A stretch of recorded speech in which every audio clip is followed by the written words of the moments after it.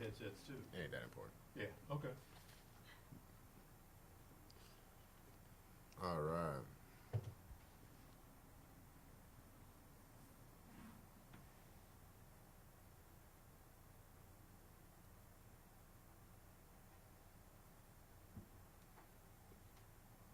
Mic check. Okay. Do I need to do the mic check? Mic check. Yeah. Speak right into it for me. Mic check. Perfect. Microphone checker. 1, 2. And try to make sure you speak really, literally right into it. Okay. All right. There we go. Perfect. Okay. We're going to get this thing going. Yeah, I think we're good. All right, let me count this down. 3, 2, and 1. This is Square Media Network, folks. Thank you so much for tuning in. I appreciate that. As always, make sure you subscribe to the channel. That's very, very important. I will say we hit a milestone this on Monday, I think. We hit 100. Listen, it may not sound like a lot to a lot of you, but for us, that's like, woo, we hit 100 people. So that's a big deal. The more people that we get to subscribe, the better. That way we can begin to monetize and upgrade everything, so we can begin to develop the information that we need to make sure that we get out to you. So, but again, thank you very, very much for that. The show, the project is here, and this platform is developed so that we can talk about any and everything however that we want to talk about it. On tonight's show, this brother is back, Eli Davis. How are you, sir? I'm doing pretty good, brother. Good, man, good. I got to tell you, man, the last time that you were here, you guys talked about four black centuries, right? And so that I won't screw it up, explain 4 black centuries again for me. So 4 Black Centuries was just basically talking about 1619, since the first African people came to the continent of America and, basically established the perpetual servitude, American chattel enslavement. So from 1619 to 2019 is 400 years. And, that's a big milestone. So yeah. It's like, what is Genesis 15? Talks about 400 years. Abraham has freed the Israelites. Right. I found out about that information, and basically was like, "Yo, this is huge. I think that everybody should know about it." And we essentially just established a web page on Facebook and started to educate our people about the different things that was going on. To come to find out that a lot of folks out there have no clue. That is so true. That's so true. Yeah. Yeah. A lot of it I did not know, because when you guys were here, I'm like, you were talking about stuff, and I'm like, really? So yeah, it's a lot that we don't know. You're right. Yeah, it's a ton. I just basically took it for granted that people understood what 1619 was. I think that Spike Lee is having that same issue. Right. I don't know. He was on the when he won his award. He had his whole speech and was like 1619, 2019, 400 years. Yeah. I think that I thought it was getting ready to take off as like a phenomenon, something that our people could come around, right, and essentially lift up. And another thing with that is, like, this is the first time as African people, or African American people, that we'll have been able to celebrate a celebrate a century mark. So never in the history of our people in this land have we ever been able to safely celebrate a century mark, and that goes into. Now, what century mark are you referring to? Just 100 years, period. Gotcha. Okay. Just to celebrate something significant associated with something that is, monumental in our historical past. Right. And to uplift it, like, if you just exclusively take the 1619, because a lot of people debate that that's the time. Right. So, but if you exclusively, but it is a real event. Right. So exactly. if you exclusively take that event and you and then you start to go back in the century, so 100 years from then, right, 100 years from now goes into 1919, and then that puts you into the the crux or the burgeoning era of Jim Crow and all the violence that goes along with the Jim Crow. And then, then 100 years from then goes into 1819, and we were enslaved. Oh, for sure. So that was so I just thought that was a really good idea to set that as a marker and say, yo, this is something that we should probably lift up. How's that been so far, though? Well, has it been a struggle? Has it been or what?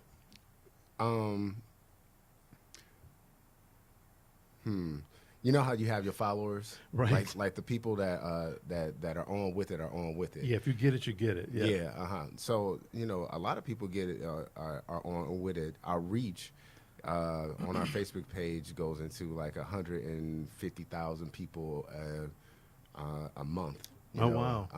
But with the people that actually follow the page is probably like 2,500, 2,600. Right. So it's not as significant, but the people that share the content. Right. And also, I think that it goes into name recognition.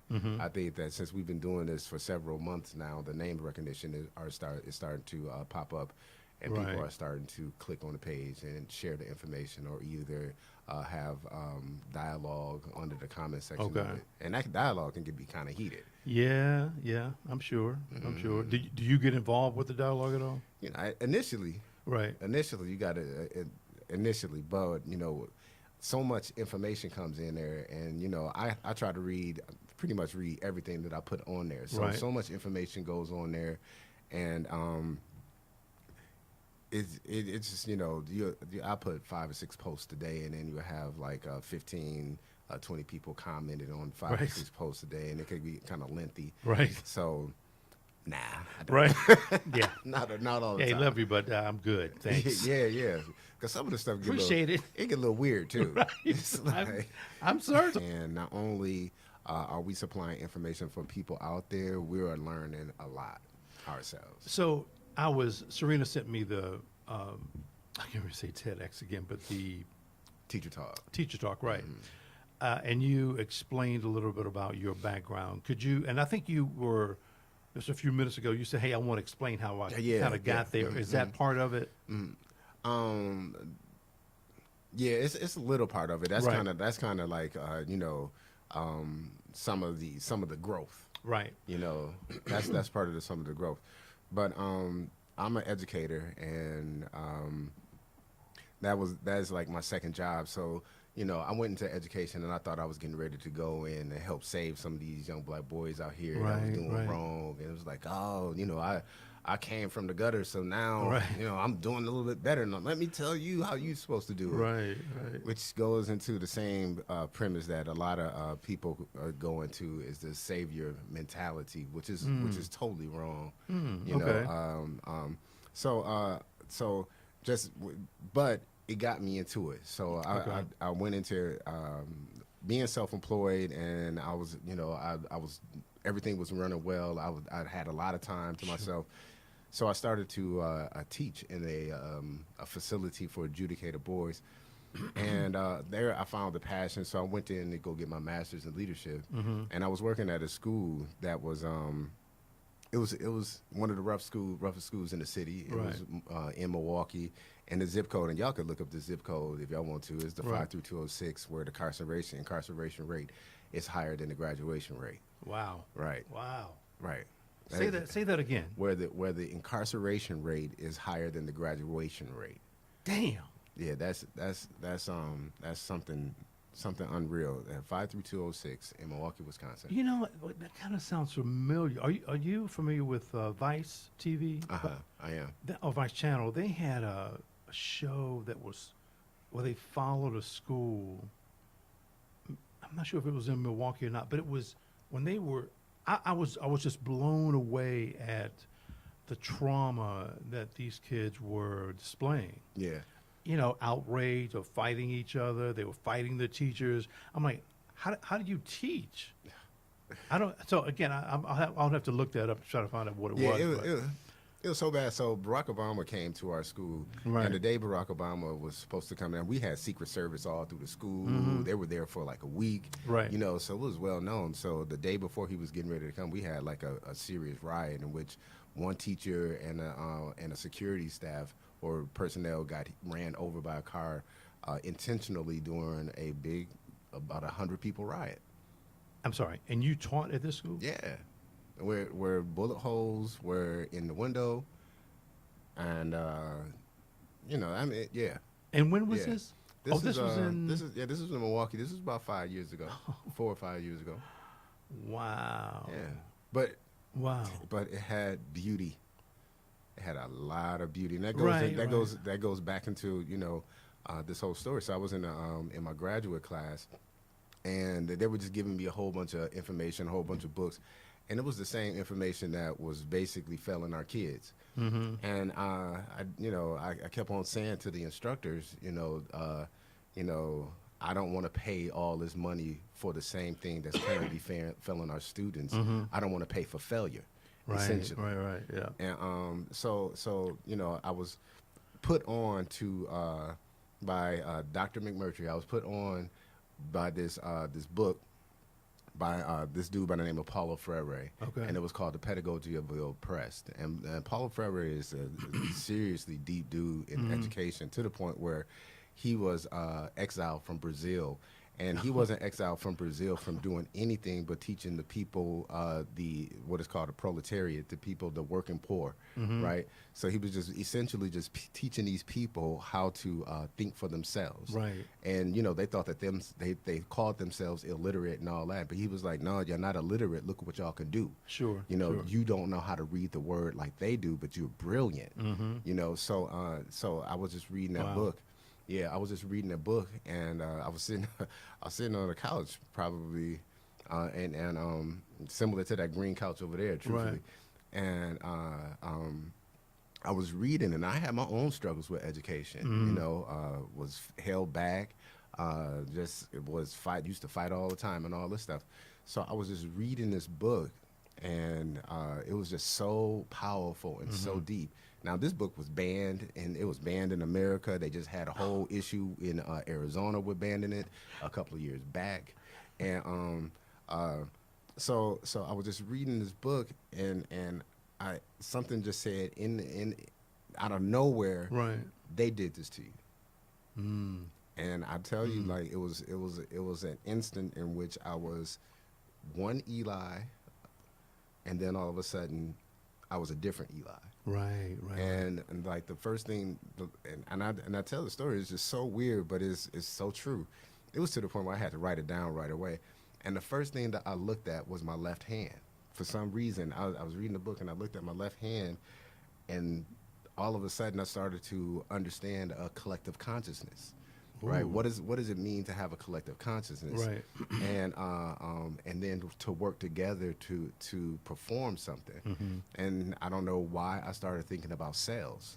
And I started thinking about each individual cell in my hand, that you can extract a cell, and the cell could perform all of the duties that it needs to do outside of being inside of your attached to your hand. Exactly. And we have thousands or trillion cells that's working in this collective consciousness.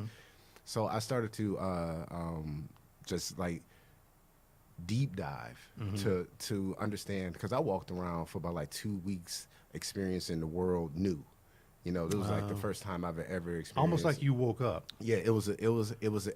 I wrote down my awakening. Right. You know what I mean? Right, yeah. It was that instant. Yeah. And this is what Paulo Freire is known for. Ah. I didn't know he was known for that, but it was Okay. just that now I had to research who this dude was. Exactly. So, after years and years of researching and listening to his book or reading this book and reading a lot of other stuff and reading a whole bunch of stuff associated with him, I learned that, that he was just basically talking about this collective consciousness, this awakening to the reality of who we are and the position that we are in within the society and the world. So that's how I got into on this journey of going into epigenetics. So Right. I went through a whole. And all of it is based in education. So I went through a lot of different people who are prolific thinkers in the field of education, and also in just Black thought. Sure. So I got a hold to Dr. Joy DeGruy, and Dr. Joy DeGruy wrote the book that was called Post-Traumatic Slave Syndrome. Right. Yeah, Okay. in which he just basically said, that, we need to look at the traumas that haven't been healed since slavery, Right. and I thought that was a powerful concept. So tell me this: what was the significance in your left hand? Do you know why that is significant? You know what? I didn't look at. I didn't think to look at that. Right. I just know. Because you're right-handed, I'm guessing, Yeah, right? yeah. Well, Or right. I was holding the book. Okay. Hmm. Yeah, but still, I think you looking at your left hand was not your norm. No, it was. I don't know why I looked at my left hand. It was. I just know that it was just the loudest whisper that I ever. They said they did this to you, and and like I told you, I struggle. Like that's that's straight up. That's the secret. Right. Oh yeah, yeah. You know what I mean? Yeah, So, yeah.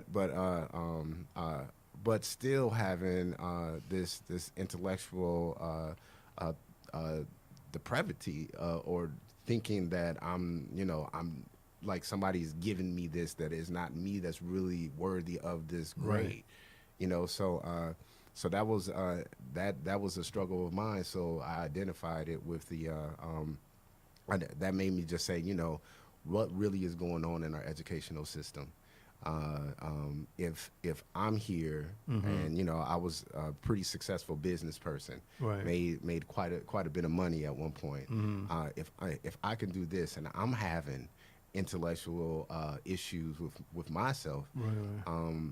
the kids in that school that had that riot, in the worst school where the incarceration rate is higher than the graduation rate, Right. what do they think of themselves? So that just led me down this journey. Like, And it can't be good the way that they're thinking about themselves. no, it is not. It is not. You could tell by some of the issues that they get into. I mean, all of the fighting. It would be nothing to have multiple fights in a day. And then that goes along. Wow. That goes on in a lot of schools Sure. throughout the nation. Multiple fights in a day. Why are kids so angry? Shucks, Right. why are people so angry? You look at some of the stuff that's going on inside of the just our neighborhoods. Right. The violence, and shucks, we're fresh off of Nipsey Hussle. Yeah. So yeah. That's true. and that goes into me. That goes into the whole the crux of we actually got to understand why. I had a real dope professor during that time, a dude by the name of Dr. Davidovich. I got to give him some props.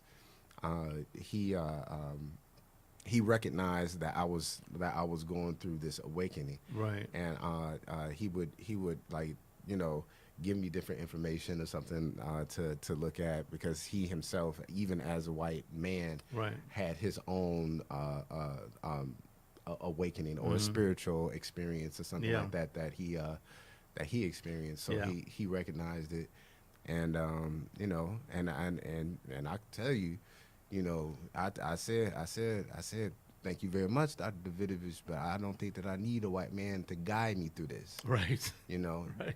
But we kept in contact. Sure. Yeah. Yeah. I hear you. So tell me about the doctor that wrote the book, right? That was. So where's he live? Where's he live? Excuse me. Yeah. Where's she live? Now. I think that she is in Oregon. Oh, she's okay. Yeah, Gotcha. yeah. But you could look up Dr. Joy DeGruy Leary with the post-traumatic slave syndrome. She is all over the place. Sure. I mean, she has talks. I know that she has a couple of talks that are getting ready to come around in the area. I think in Atlanta. Okay.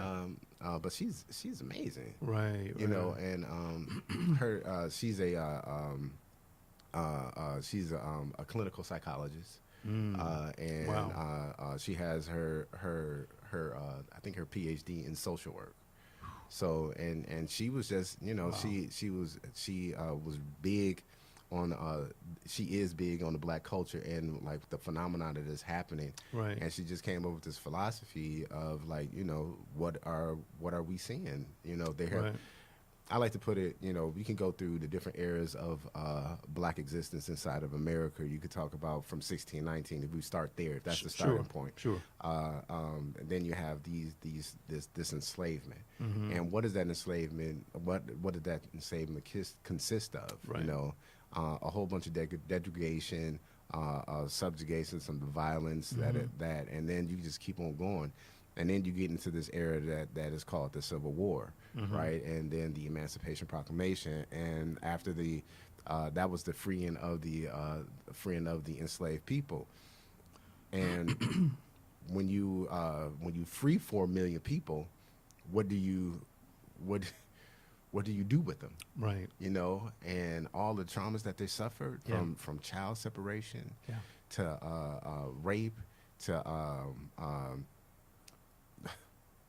I'm gonna go back to education. Sure. The intellectual suppressing their ability to learn intellectually the system that they're in. Right. You know, the code, the literacy laws. Right. You know, in which it was a literacy law that was in Missouri that says that if a black person was caught being able to read, they would receive 32 lashes. And if the white person was caught teaching a black person to read, it was a $200 fine. So it okay. goes into one. You know, I think that it was like in the single digit percent after enslavement ended, that there were black people that were were able to read the words. You know what I mean? Sure. To read the word. So illiteracy was that was a policy thing, you know, and all of a sudden you just release 4 million or 4 million people have this newfound freedom, right, within a system that is based off of laws and not meant for you. Yeah. And that's when they started to enact these laws and policies to make sure that we couldn't get but so far anyway. Right. Welcome to America. Yeah. So, you know, it's you know, and that goes into that goes into first of all, the field of epigenetics is a absolutely scary field for me to go into, right? Because we know that science haven't been our friends, especially in America, right? You know, and when you say our friend, meaning black people, yeah, black people, yeah, science haven't been black people's friends. It can go into the philosophy of eugenics, and the eugenics basically it goes and say that that black people's genes were inferior to white people, and therefore they should remain subservient. And so that is the philosophy of eugenics is an American would be considered a Western philosophy, right? That it became super famous by this dude by the name of Hitler. Right. Go figure. Yeah. So he used that American philosophy that was here to subjugate black people in America to put them at a lower class, and then he used that and he put that on to the people of the Jewish faith, the Jews. Oh, right. In yeah. Germany. So and we understand that he tried to basically kill them off because he said that they were an inferior race based off of the philosophy that was and the school of thought that was made in America. And that was really made up. Yeah, all this stuff is made up. And that's what I find. One of the things I find fascinating is so many of the things that are just not true, but for years, decades, if not centuries, we go along believing that it is in fact the truth. Something as small as, and I've said this before, the Lone Ranger. Well, it's really a black guy, but no one really knew that. On TV, it's a white guy. Yeah. Betty Boop is another one. Yeah, Betty Boop. Yeah. Shoot, watching Duke of Hazzards. It's horrible. It's right. Like, why would you put that on TV? Right. Yeah. In all honesty, talking about, I'm watching it with a Dukes of Hazzard toy with a Confederate flag on there, talking about good old boys. Yeah. That's sick. Yeah, it is. Yes, it is.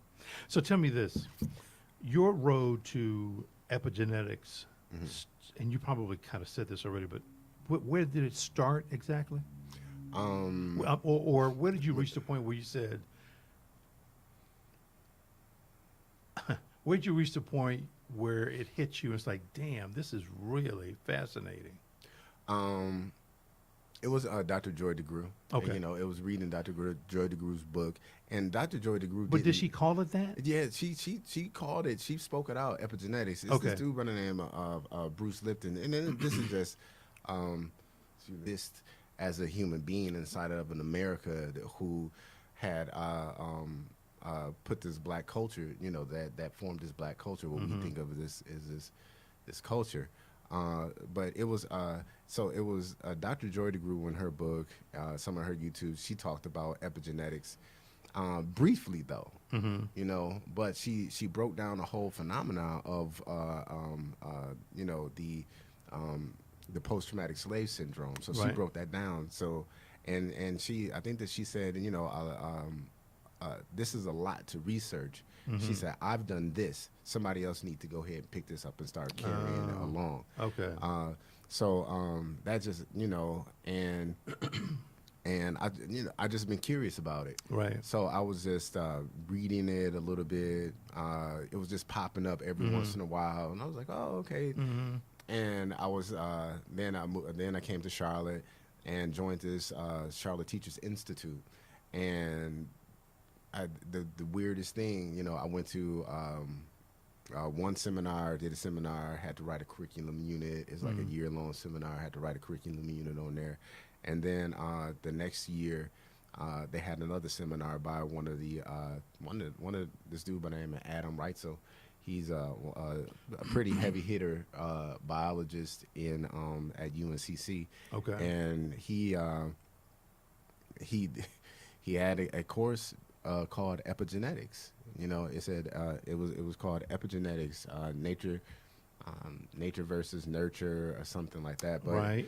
But in which I just having a conversation with him. He was a PhD biologist, and he said that the field of epigenetics is starting to be so powerful inside of the field of biology, Right. that he basically wanted to do a seminar on epigenetics as one of the top biologists at UNCC, because he needed to become more aware of what epigenetics was, because Right. it turned the field of biology upside down.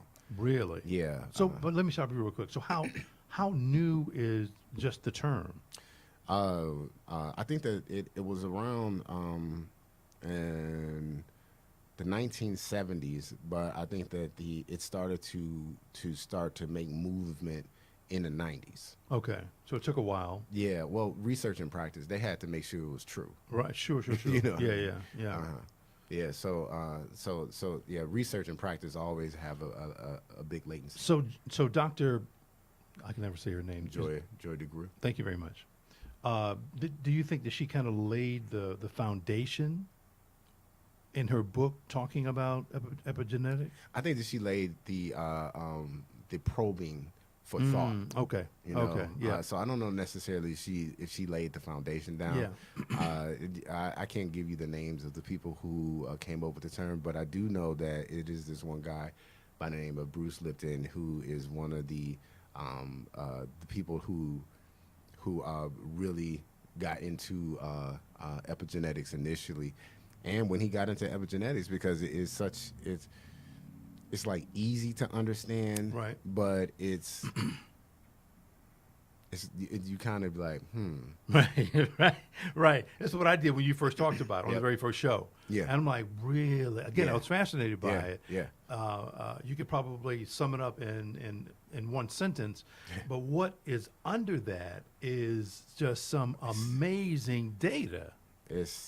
What's under it, if you get scientific, I'm gonna get scientific for y'all Sure. real quick. What's under it is the shaping of the phenotype, is the shaping of the human being. So Wow. Really? yeah, that's what's under it. And it is not necessarily just associated with, black existence or trauma or anything. Right. It goes into, you have an epigenetic experience when you consume food.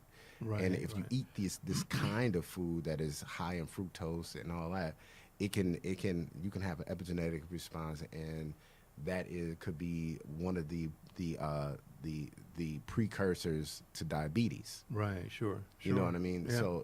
But if you don't have that experience with this high fructose, your body don't have to work that hard to break down this sugar. Then you won't have it. Okay. You know, so it goes into that. It also goes into environmental epigenetics, in which you can have like these poisons that these companies they make these chemicals, they don't have anywhere to go, and they put in these tins and all that, and they leak and they get into the water stream, and then people have this reaction to it. Flint, Michigan is a huge one. Yeah. Flint, Michigan is that is like, you can go so deep into the field of epigenetics based off of Flint, Michigan, because it shapes humans. So now if you have lead inside of the your water, it can cause all kinds of developmental and cognitive damage. Right. So and not only does that happen, it doesn't go away, and it can get passed on. So let me ask you this though, Eli. 400 years of slavery. I mean, it's all kinds of things. Would it take an additional 400 to get rid of it? See, now that goes into, if that makes sense. Yeah, that goes into the field of epigenetics. So this is two processes of epigenetics, and I'm sorry. Let me clarify. When I say get rid of it, I'm sure you understand what I'm saying. I know exactly what you're saying. And let me just kind of add this to it. 400 years from now, 500 years from now, certain things are just now gone, completely gone. Does that mean we have a different species of man? Oh man, that goes into. Am I going too deep? Well, no. Okay. That goes into another point that I'm glad you brought that up, because it goes into like how I got into epigenetics. I also read this one lady by the name of Sylvia Wynter, and Sylvia Wynter is this brilliant woman, and she has this book that's written by Catherine McKirkig, and she's from Duke, and I think Captain Crummy. Well, the book is published by Duke. Don't quote me on that. Yeah. But Sylvia Wynter, she's a professor emeritus from Stanford. Right. And she's a philosopher. And what she does is she talks about that coming from the African diaspora, people were stripped of their language, they were stripped of their land, and they were stripped of their culture. Sure. And I call those the big three. And your culture includes your God, your language, what you eat, everything. Yeah. And we were just talking about ingesting food and having that as an epigenetic experience. All of a sudden, you're a different kind of being. But once you strip those big three away, and in the institution of chattel enslavement, in which you don't have the ability to write down your word because it was it was illegal. They prevent you from doing that. If you didn't have the ability to pass on your language to your lineage, that was illegal too. And you weren't able to perform your culture. You had to perform your culture in secrecy. Right. And you are in a part of this broader society in which people, then started to write about you. Okay. And then, so now all of a sudden, you strip those big three away, and then hundreds of years and hundreds of years of other people writing about who you are. It is many documented cases in which people have said that we could just talk about the eugenics in the genetic inferiority of that was supposed to be that of the black race, right? So, and then this becomes the philosophy of that people, right? So so then people start to believe that, and they start to teach us. Remember, literacy. What happens when you have literacy? You start to be able to understand the world a little bit better. Yeah. So then you have these things, and people are telling you who you are. So you most definitely, and this is just from my perspective, maybe from Sylvia Wynter's, if I can pull her into it and give a proper analysis of her work. But she would suggest that you are new. You know what I mean? We're I just think that the African people from the diaspora, and we can specifically talk about people in the United States. They are a unique human being because Right. never before in the history of being human, have a people been treated and taken away from their land and then stripped of their language, stripped of their culture, and stripped of and stripped of their God, and then had somebody else write the narrative. As a matter of fact, Sylvia Winter calls this a homo narratus. They said we're homo narratus people. We write stories about who we are and we pass them along, and that keeps the tradition going. And that tells you who, if you are this kind of person, if you are this kind of warrior, if you are this, and then you essentially you believe that, Right. Sure. right, and you Yeah, become absolutely. it. So So tell me this then: if this has never happened, so even before that, I don't know. Let's go back a century. Let's go back to Israel and the Hebrews and all. I mean, that never even happened then. no, I don't. Not to 100% be a historian like that, but I don't believe that they were stripped of their language. They weren't stripped. They didn't. It wasn't illegal for them to perform their culture. Right. I'm sure that that they were able to get into their God, and from my limited knowledge of that, I think that they also were able to buy their way into society or work their way into the society, become a just a member of the society eventually. Right. But that wasn't possible really for us, in America. So But is epigenetics much like? Is it much like looking at the lines in a tree trunk? You look at the lines of a tree trunk and you say, "Oh, this is when it was so and so. This is this is when the tree did this or whatever," or even the core of the earth. You can pull up cores, and you can see centuries old things. So, as that relates to epigenetics, can epigenetics determine a possible future? yeah, just like it goes into, if you stop eating, not you specifically, no, I'm just kidding. You know what I mean? If you stop eating honey buns every day, Right. you'll get skinnier. Mm-hmm. And I mean, it's just that simple. Sure. Yeah. It's just that simple. But we're talking about a race of people Yeah. having to do something, right? Right. So if I can explain epigenetics real quick. Oh, sure. Right. Okay. So epigenetics goes into like molecular structure, Right. and People, let me tell you something right now. Here comes the deep part. I just want to tell you. No, I've been working on it. Okay. Trying To lighten it up a little bit. Trying to lighten it up. So it's a molecular structure, and it deals with genes inside of the DNA, Okay. right? And so it deals inside with genes inside of the DNA, and what genes do is they create proteins, and proteins are spread throughout the body basically, and it helps you interact with the environment. Right. All right. And so one of the things that I'm really interested in,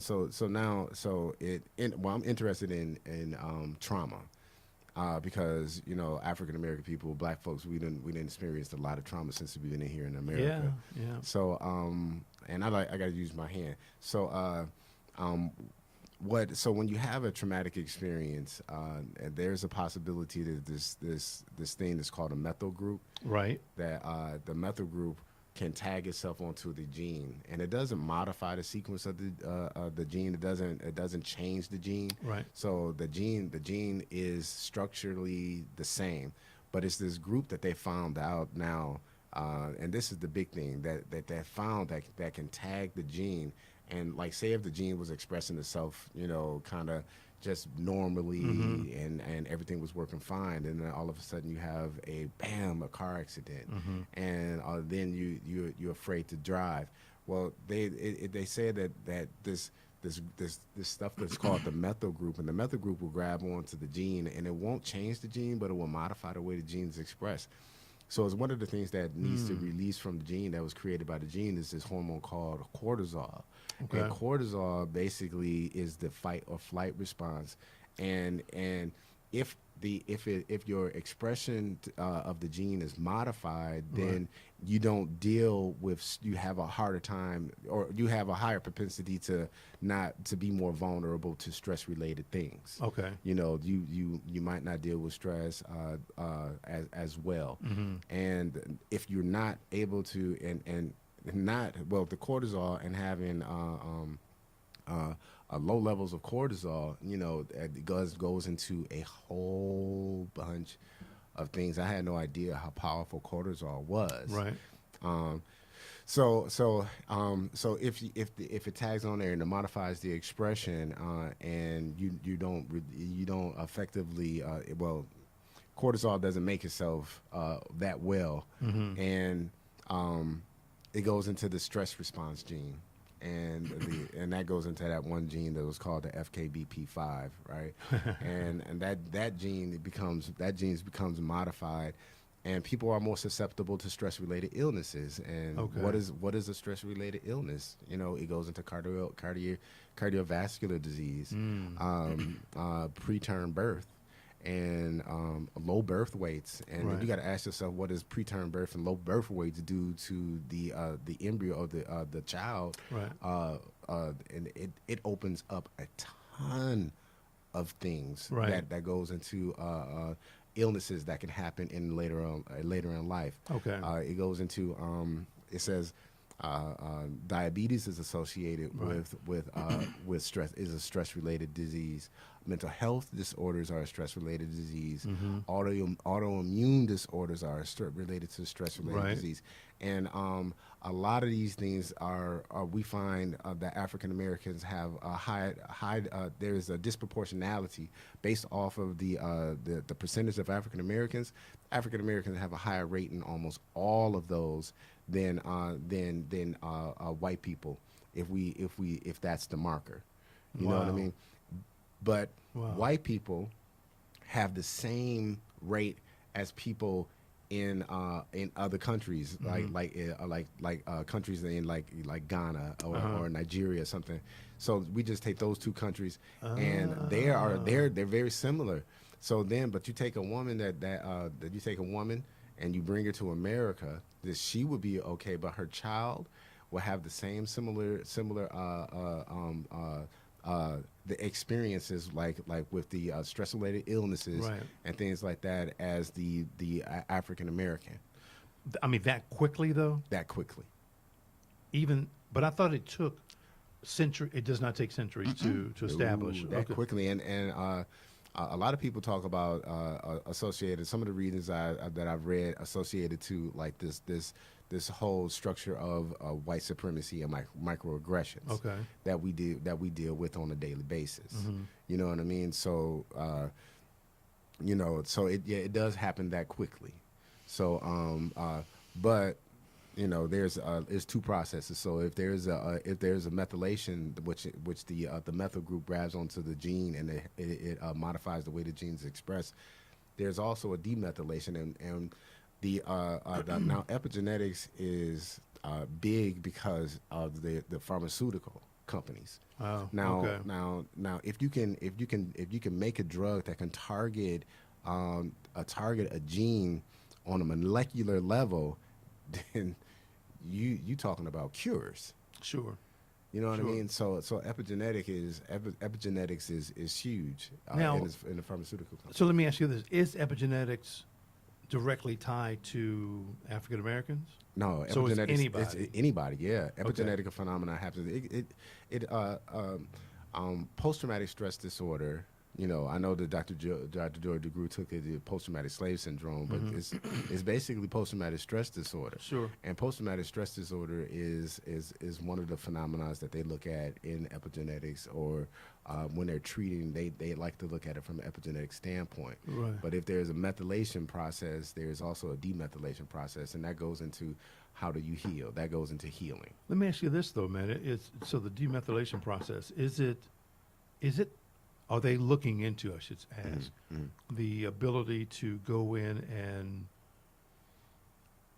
this is some way out shit to me. It is. But possibly even going in and getting rid of a certain tag, if that Well, makes sense. Yeah, I mean, that's what the pharmaceuticals company would love to do. Right. They would love to be able to be able to target, like you. I mean, you dealing with tiny, Sure. Yeah. tiny structures. Mm-hmm. So if you could take something, or they can give you something that can target a gene that will be able to take the methyl group off of the gene, so the gene can express itself correctly. Right. That's huge. That sounds like it would be equivalent to maybe even coding. Yeah, that's what it is. It's Yeah. It's basically, they basically have coded all of this stuff up. You know what I mean? With the DNA, they coded the DNA. With the all of the different structures and the helixes and stuff like that. So they Right. coded the DNA, but it is the what, but the. But let's go back to black people, because Sure. It Sure, is important to Absolutely. black people, and it goes into the environment. You're talking about if we've experienced all these traumas and things like that, and this is to me why it's so important, because environments create the demethylation process, right? Okay. So environments, if it is like a kid, well, how you said you can take, you could take the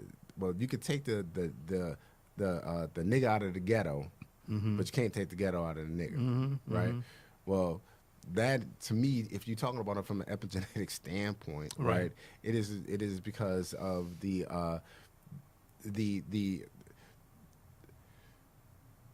let me see, how can I put this, Sure. so basically how everything, like how the person grew up, right, and okay, I don't think I can get that, but I don't know if I can tie that point back. Right, no problem. No, yeah, but I can say it like this though. Okay. Right. So if trauma, if the African American people experience trauma, and trauma can, and one of the things about epigenetics is that this methyl group that is tagged onto that FKBP5 gene can be passed on from generation to generation, and because it can be passed on through generation to generation, there are things that are associated with having a tag on that FKBP5, like some of the things that I named, and this is associated to post-traumatic stress disorder, which also goes into the behaviors that are associated with that, with hyperactivity or hypervigilance, trauma-related, it's just it's a lot. So, Yeah. but if African American people are in this whole thing of slavery, right, we had to have that hypervigilance on there, because if somebody was coming up on us, we had to be aware. Right. So it, like epigenetics is not a bad thing, right? It's something that our body makes or creates because it's needed, right? We had to have that on us, but now all of a sudden, the emancipation, everybody's free. We don't need that no more. Right. But now you got 400. You had the 400 years of enslavement and the subjugation through the Jim Crow and all this stuff, right? So those things that we needed, now we don't need those things. But what are the behaviors that have been normalized? Right. Because of those traumas that we have been experiencing and had no healing whatsoever. And to me, that is the focal point. So now epigenetics, to me, is just a means, is just the science that says, like, we need to look at some of the behaviors that were created based off of historical trauma. Not only the historical trauma, but historical trauma that could be passed on, now we know, genetically. So that's the big thing. And that goes into why is it so important in schools.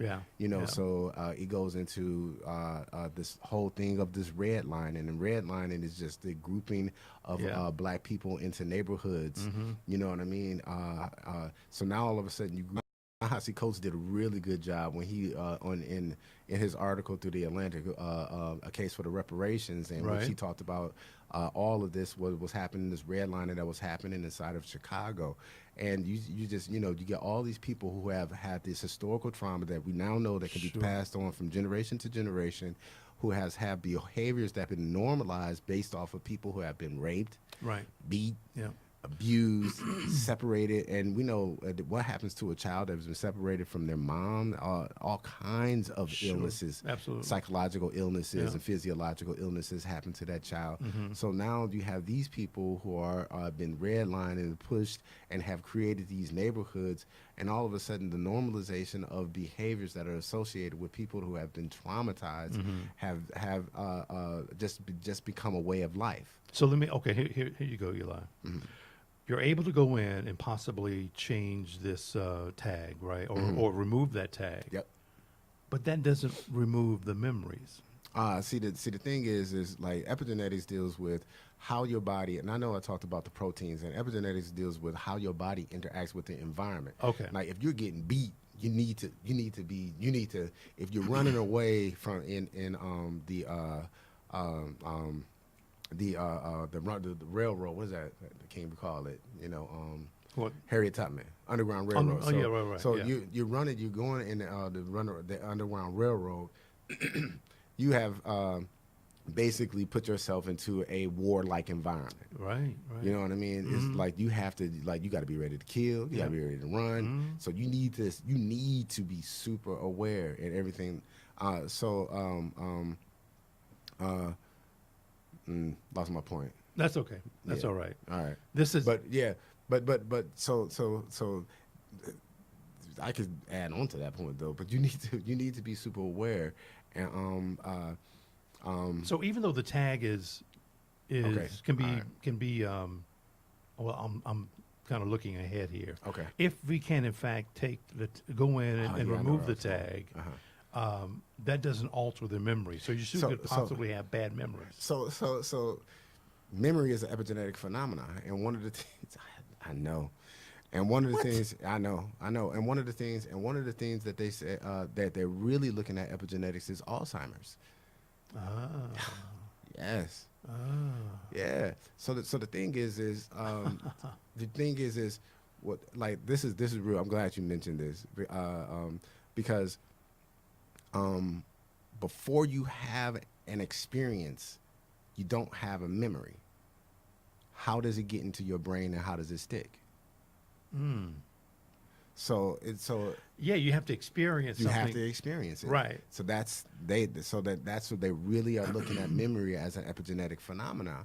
So before you experience something, it doesn't happen. You don't have it.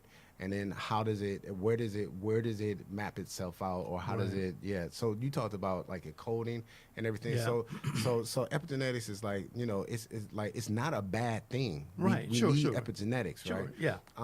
But it's like it'll tag itself on a gene. Say if this gene is tagged this way, if this gene is tagged this way, Right. this way, all of a sudden you could experience, you could run faster or something. I Right, don't know, right. but it's like a coding. You know what I mean? But I'm just fascinated with the FKBP5 and historical trauma and the transgenerational effects of it. Is that the Cape 8? What's it called again? Cape FKBP5. FKBP5. Is that the only? What is that? Is that a gene? Yeah, that's a specific gene that is related to the stress response. Okay, so there are other There's a lot. genes, Yeah, of course. Yeah. It's a number. I just recently read the number, but I can't recall it. But it's yeah. Wow.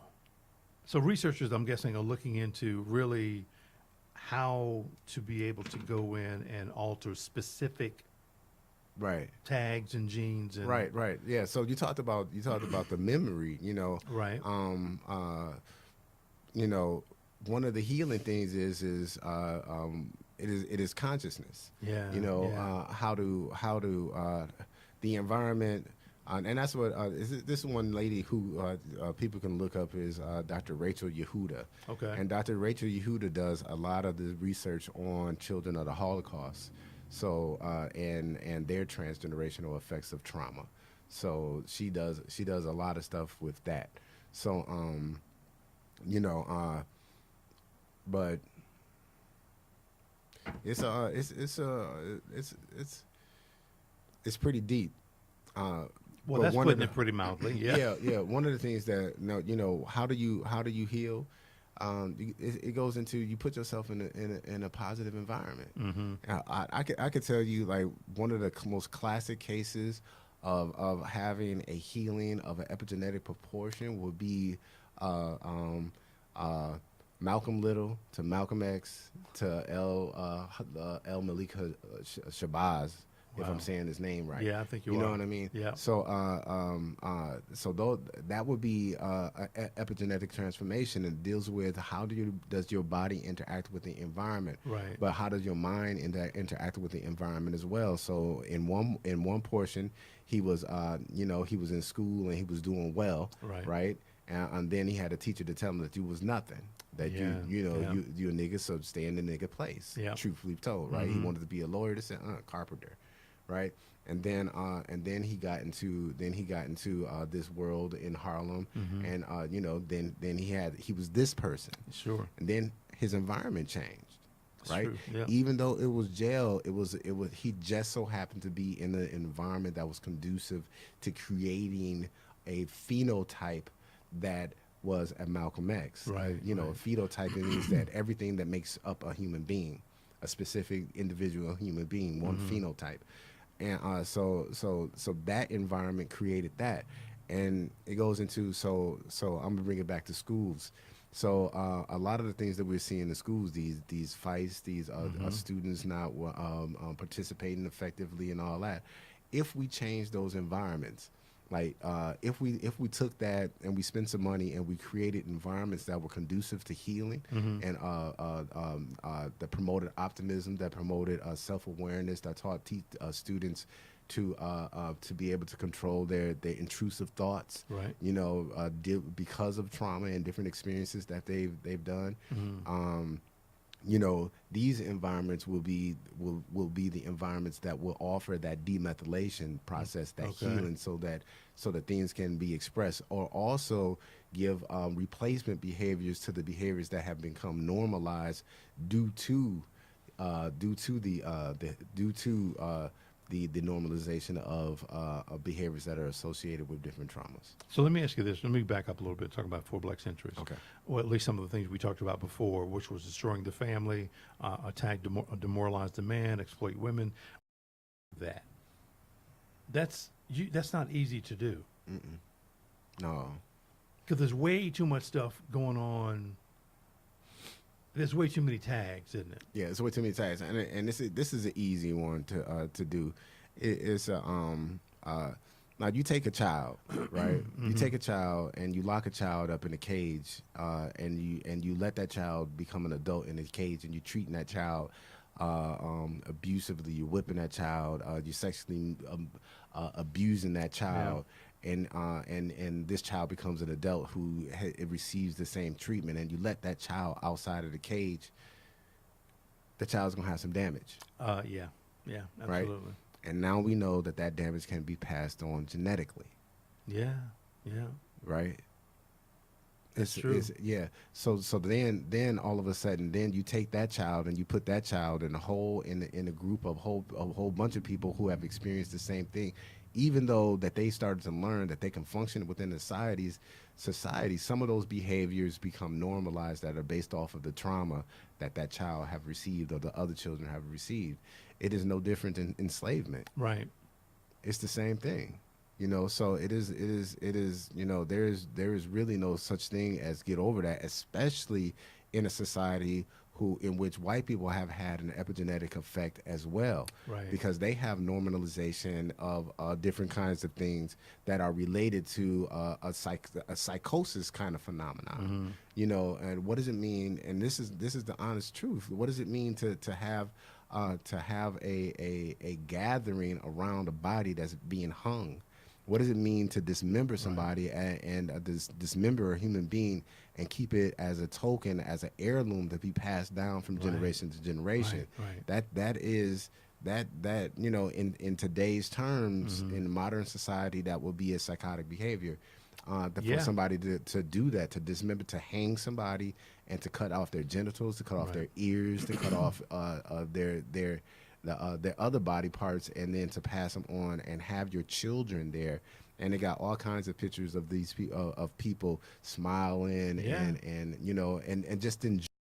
Like they're at a picnic. Yeah. You know, so a whole bunch of what that is also a phenomenon. It goes into the eugenics, and it goes into thought, because memory is a part of this epigenetic process, in which you tell a person that they are superior, or they are they're superior, and they start to believe it. Right. Yep. So there's that, like, not only do Black people need to heal, my focus is just on African Americans, right. but white people need to heal too. Mm-hmm. And this lady that doesn't talk about it on an epigenetic experience, but Robin DiAngelo, Robin DiAngelo, she writes a lot about the phenomenon which she calls white privilege.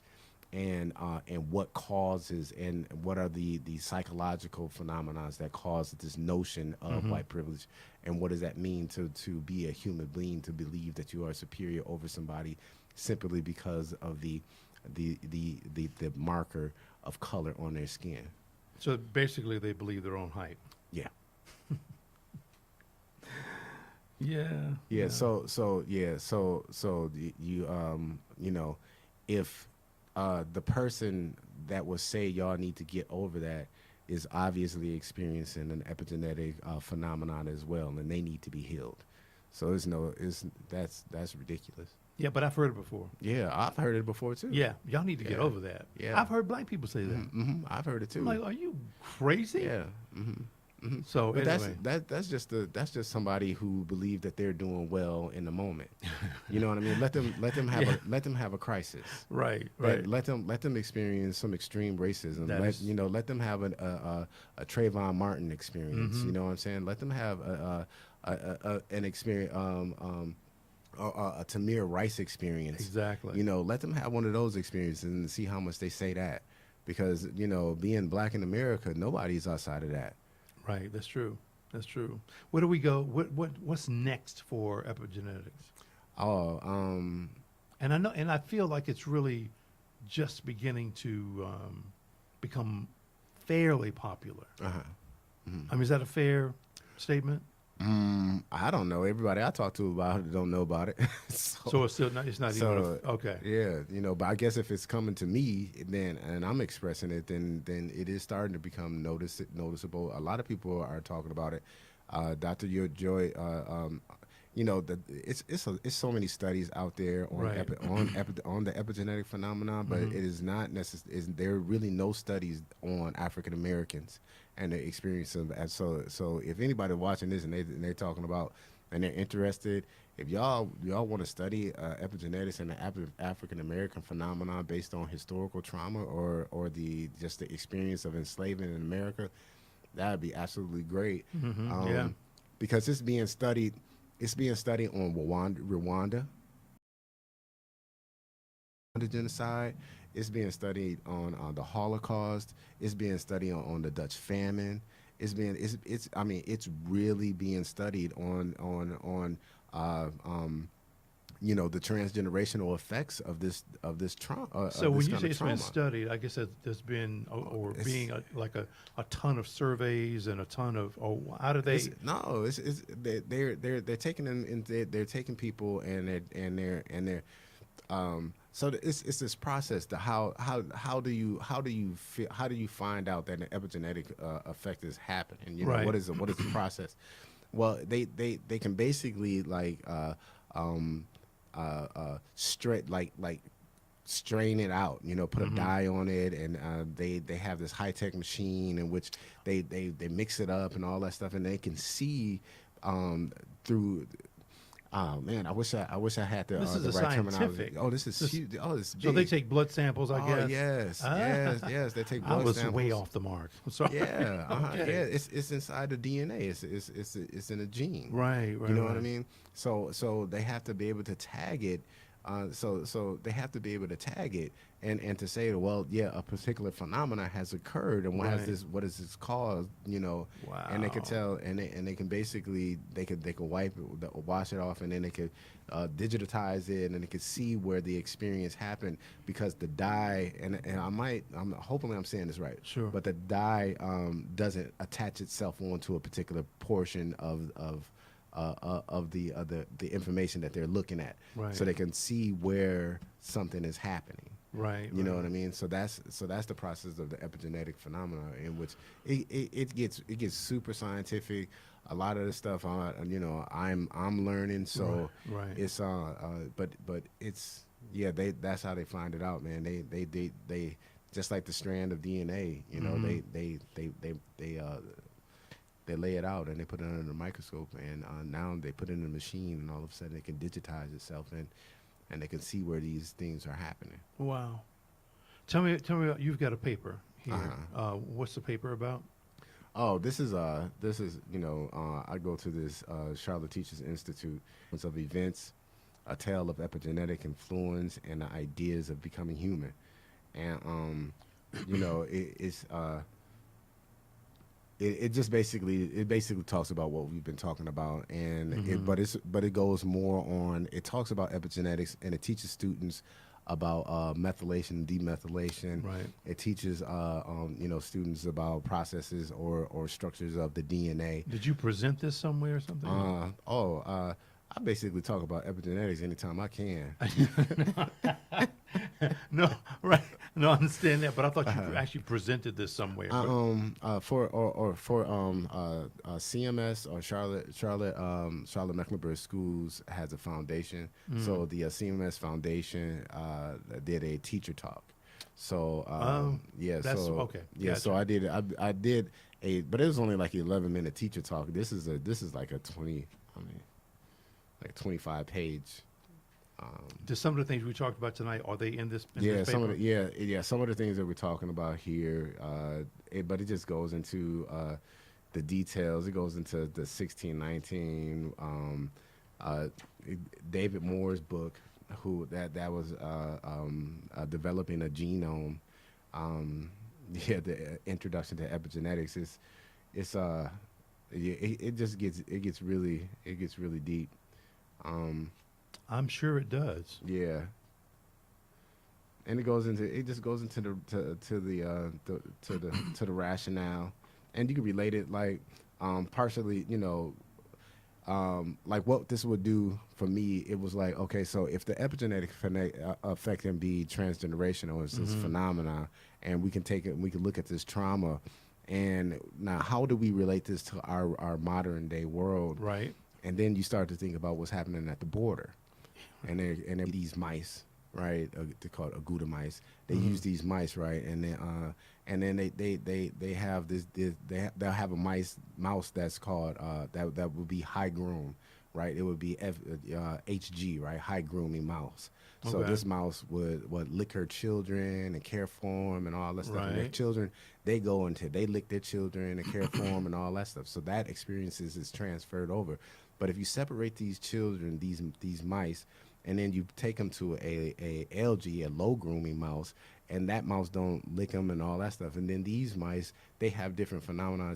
They have different experiences, and Right. they also have different health issues when they become adult mice, and then they become low groomers as well, Wow. right? So That says a lot. that says a lot. So now all of a sudden, because we are all organisms, right? And that goes into African Americans being separated during enslavement from their Right. children, from their families. And now the same thing is being done on people who are trying to seek asylum Right. at Right. at the border. Yeah. So what are the long-term effects of those things? And also, so this curriculum unit will allow people to dive into that kind of our native people to this land. What happened to them? Yep. Why did Exactly. they have such disproportionate health disparities Right. within their community that relative to people that are white in America? So Yeah. but yeah, but this paper allows students to to basically take a deep dive into that, and it's just a rationale. Um, and a lot of this is some of the studies that I've done, that I've read. One of the real interesting one was Zora Neale Hurston's book.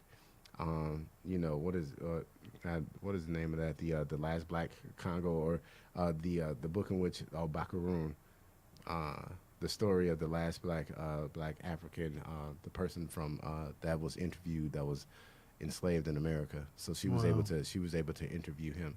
Wow. So he was interviewed a couple of times too, though. There's a couple of books that are written about Let me him. ask you this, man. Can epigenetics, when it's, I guess I'll just, you know what I mean when I say this, when it's working right, when we've figured it,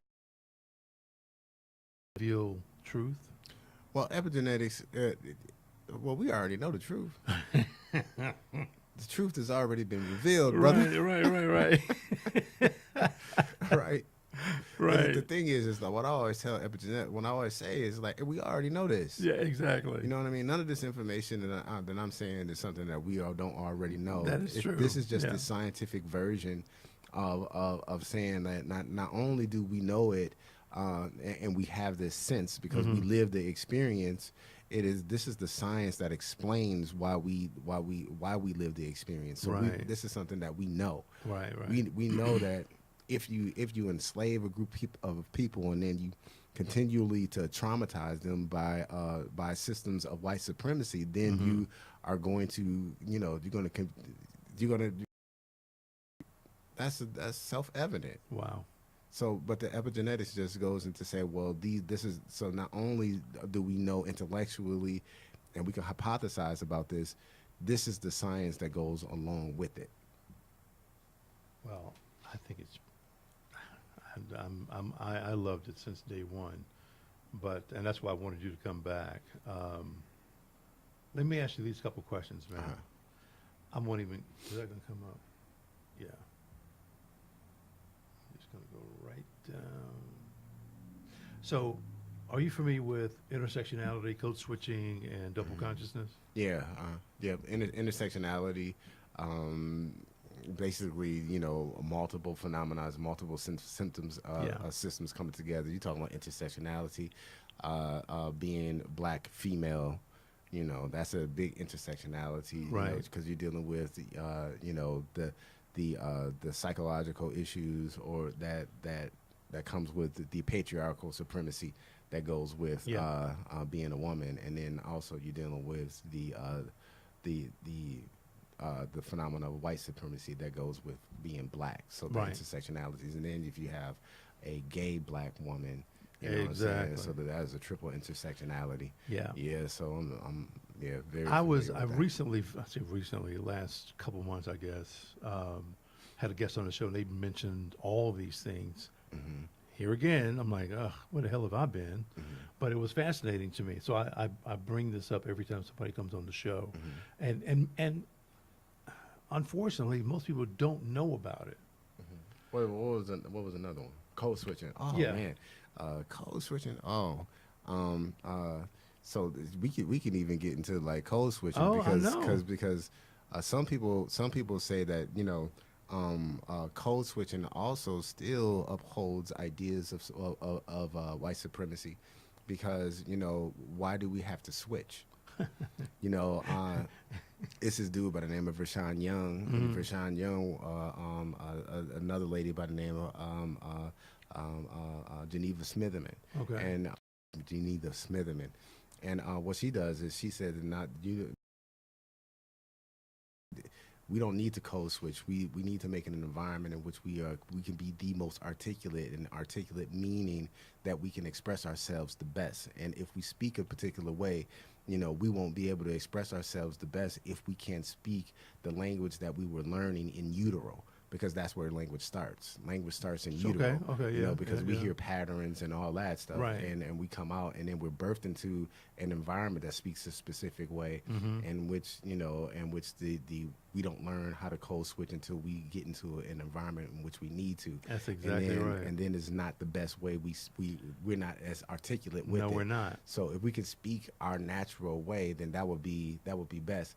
and the term in which you might need to add on there is code meshing. Oh, code meshing. And that's being able to Speak, just speak. just speak.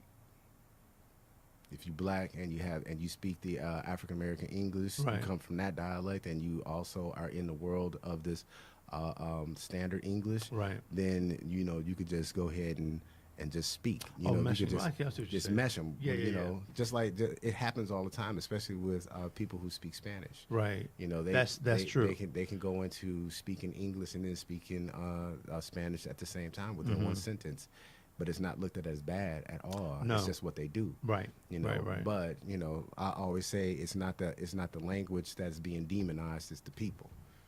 Ain't that the truth? Yeah. Double consciousness? Double consciousness, W.E.B. Du Bois, right? Yeah, exactly. Yep. Double consciousness. That's what does it mean to live in a world in which you have to have two identities. You have to split yourself. Yep. Yep, you have to have two identities. You got to be able to live in a black world, and you also got to be able to perform in a white world. And I guess that's why people say, until people come together and say that just being articulate is being able to express yourself effectively and truthfully, then you have to be able to speak a particular way. But that is to be able to perform, to perform the notions of because white supremacy is people get a notion that white supremacy is an individual can have white supremacy, but white supremacy is an idea. You know what I mean? It just means, it simply means that the way that a culture performs a particular thing is the best way. And because we're in America, it's this Eurocentric, this white way, and if you don't do it, then we're going to look down on you. That's just white supremacy. Simple. Yeah. You know what I mean? You're right. Yeah, simply. And that goes into code switching and all that. And, for sure. Yeah, but double consciousness. That's W.E.B. Du Bois. Yeah, he coined that phrase quite some time ago for obvious reasons. I think in 1913. Damn. He can pull dates and people's names. I'm lost when it comes to that. Okay, I think I asked you some of these things the last time too, man. Political climate, I'm not even going to ask you about that again. But living while black Lives Matter, Me Too, time's up. What do you think about them? Living in the realm of intersectionality as a black man, as a male, Right. In the era of Me Too, Yeah. and then it's like that, Right. but it does make you leery to do anything. It does. It goes into will the Me Too movement suffocate flirting? It could. Yeah. It could. It honestly could. Yeah. It could suffocate flirting, and already we're in the technology era of technology, in which human contact is limited. That's right. Hey, I'm really interested in you. Can you hit me up later? Yeah, Like what? yeah. But yeah. Because contact is important. Yes, it is. You know what I mean? Human contact is important to survival. to healthy people. Yes, absolutely. I think it's an easy one. Your favorite restaurant? Oh man. Sorry, Charlotte. No, it doesn't matter. I don't care where. It could be in the Bahamas. I don't care. Yeah, okay, Charlotte food. I was just having a conversation for somebody from L.A. about Charlotte food. Right. Hey, it's a little suspect. Yeah, do better. So you don't have a favorite place? Not in Charlotte.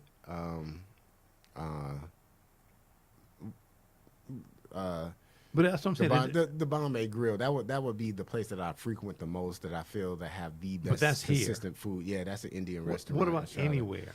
I got to go with my main man back at the crib. Jamaican restaurant. It's called Pepper Pot. Okay. And it's a really good friend of mine, Dwight. And Is he Jamaican? Yeah, he's Jamaican, Okay. and he brought his mama up. So, but Dwight can throw down. Right. Dwight was cooking out of his kitchen for a decade. Right. And you know, I was self-employed, so I used to go and deliver, help them out and deliver food Sure. for them and all that stuff. I mean, Dwight used to have lines, just Right. like people would just go to his house and he just selling food, and people, Right. beauty parlors.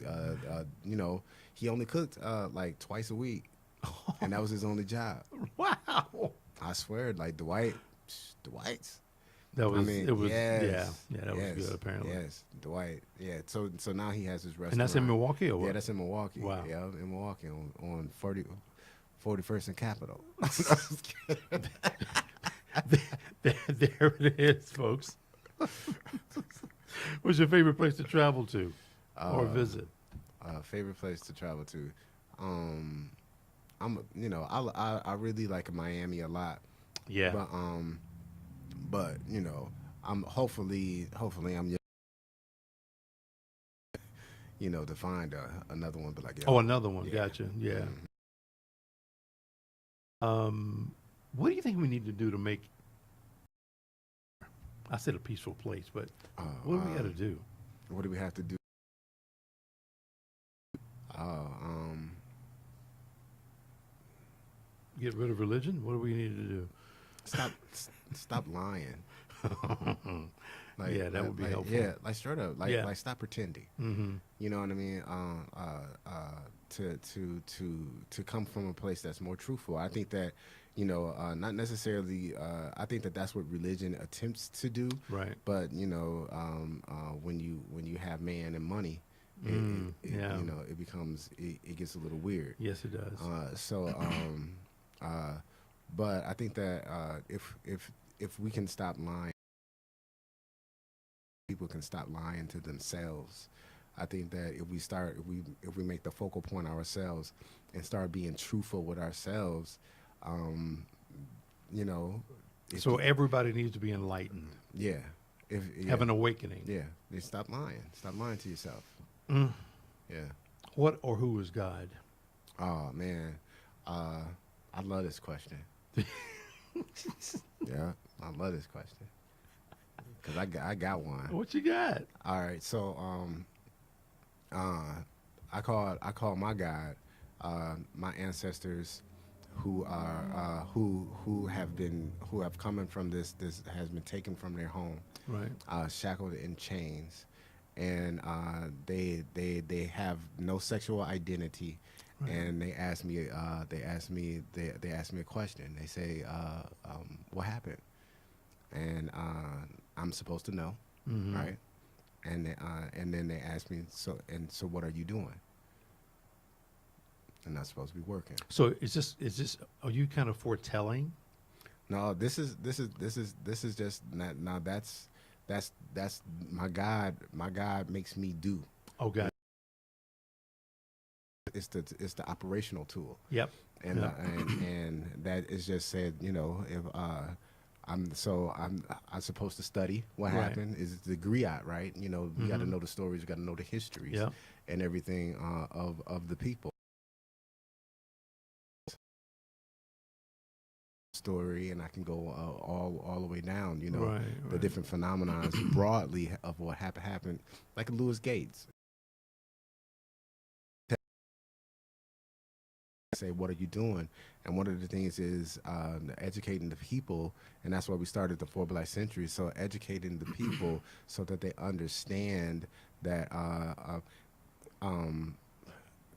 that what happened to them, and and the big one is it goes into the why I get into the epigenetics and stuff, you know, because there are certain phenomena that have happened to us that are based off of things that we didn't do. Yeah. You know, we have behaviors that because of things we didn't do, and just bring it to the school sense. I like to tell my students that it's not you. It's you have the behavior, Right. but it's not you. It's because of events that have happened. Right. And once you start to understand that it is not you, it's experiences, is these things that that you can't help because Are they a product of a circumstance? they're product of circumstances, Yeah. but yet you have the ability to change your circumstance. Sure. Yeah. Yeah. And once you change your circumstance, groups start to detach themselves, and then you start to live.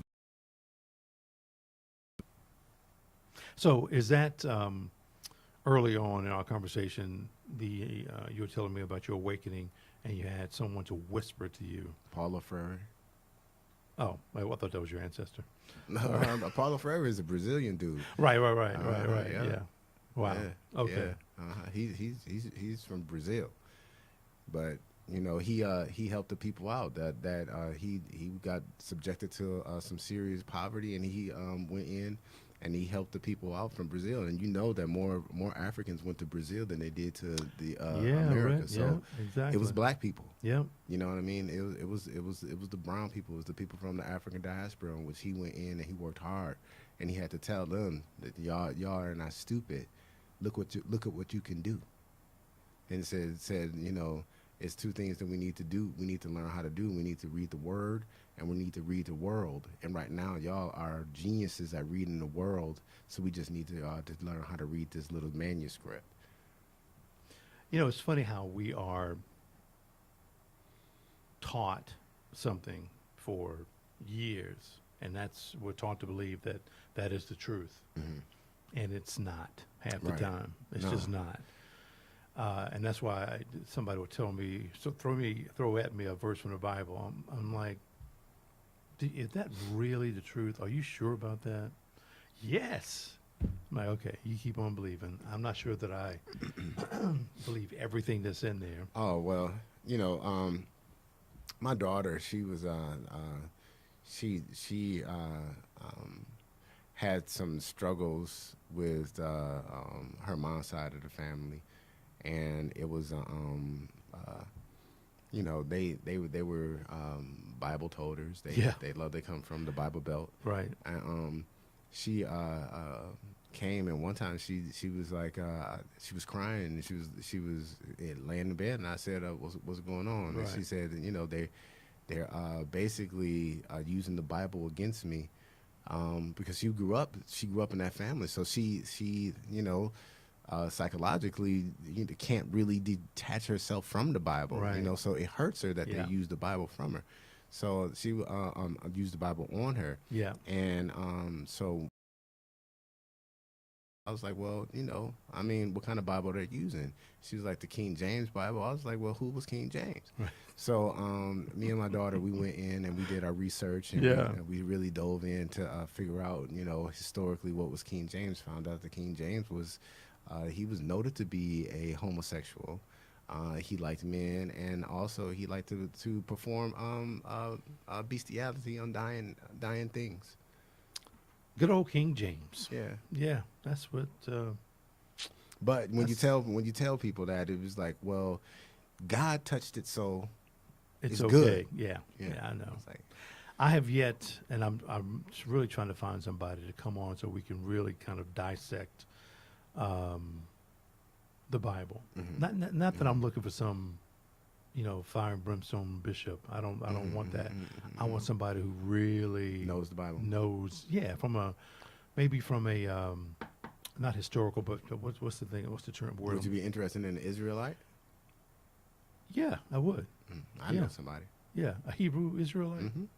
It's funny you say that, man, because I was in Israel. This is weird. I was in Israel, and are they in Israel? Yeah, that's what that was. Anyway, I was walking. I was we were staying at a hostel. I left the hostel just for a walk. Kept walking, and came up on. I'm like, wow, black folks, what are y'all doing? He said, yeah, I'm from Chicago. I'm like, what are you doing here? I'm like, yeah, we're from, we're part of the, we're Hebrew Israelites. I'm like, really? So that made me aware of that. So, and at the time, of course, I did a ton of reading on what they were about. I forgot half of the stuff now, but I'm like, I thought that was pretty fascinating. Yeah, this Ray Nathan. This brother is pretty deep. Young brother too. Right. Graduated from Hampton. Then went to, I think he has 2 master degrees. Okay. So one of them from Cornell. Oh wow. And like when I can quote the Genesis 15, Abraham came and freed the Israelites from 400 years of bondage. It is strictly because he was like, hey, Mr. Davis, I got something for you. Right. So, I'd love to talk with him. yeah. Seriously, man, I Yeah. really would. I'm sure that he would love to come on. Yeah, well, again, I'd love to have him on and almost any damn thing. So, Yeah. and in fact, last week, maybe a week and a half ago, I had an atheist on the show. She was amazing. Yeah, You know, I'm like, And a lot yeah. of times atheists, they know their Bible. They do. They Yes, really do. They know their Bible. I mean, Yeah. you know, and that's one of the reasons why they are atheists. Yeah. Yeah. Yep. Good point. Yeah. Eli, I think we're done, man. Okay. All right. Tomorrow, I will say this. On the show, we've got Reggie Singleton. You know Reggie Singleton? No, I don't. He's head of a place called the Mel's Place, and so he and I are going to be talking about what can be done with with these young black boys. About those things, so that'd be kind of cool to have him on the show. What is this coming up? Oh, that's the end of the show stuff. Hey man, I appreciate you. I really do. I appreciate because you. this topic is something that I often bring up every time somebody's on, and I tell her, look, here's the caveat. I don't know nothing about it. I'll try to explain it the best way I can. And once I do, they're like, "What? That's really a great idea." I'm like, "Yeah, I know." So I'm glad you're able to come back on the show, man. Really. Oh man, it's a pleasure. I appreciate it. Yeah, absolutely, absolutely. So let me go ahead and, folks, thank you very much. I appreciate it. Make sure you subscribe to the show, and we'll just see you tomorrow. See ya.